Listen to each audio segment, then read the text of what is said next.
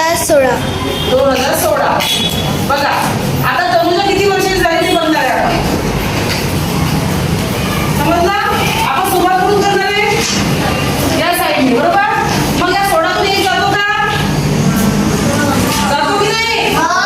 बरोबर. 16 तून 1 गेला किती झाले मग? 15 झाले, बरोबर? म्हणजे 6 तून 1 गेला 5 झाले, 1 1 15. नंतर आता मला सांगा काही 1 मधून 11 जाऊ शकत का? नाही जाऊ शकत. 1 लहान आहे, लक्षपूर्वक आहे का? 1 मधून 11 जाऊ शकत नाही. हे काय आहे? हे दिवस आहेत की नाही? हे दिवस आहे. हे काय आहे? महिना. आणि हे आहे वर्ष. एवढं लक्षात आलं तुमच्या? हा. मग आता हा 1 महिना आहे. मग या महिन्याला या वर्षाकडून उसना घ्यावं लागेल. उसना 1 घ्यावं लागेल. उसना 1 घेतला म्हणजे किती? 1 वर्ष घ्यावं लागेल. आता 1 वर्ष म्हणजे किती?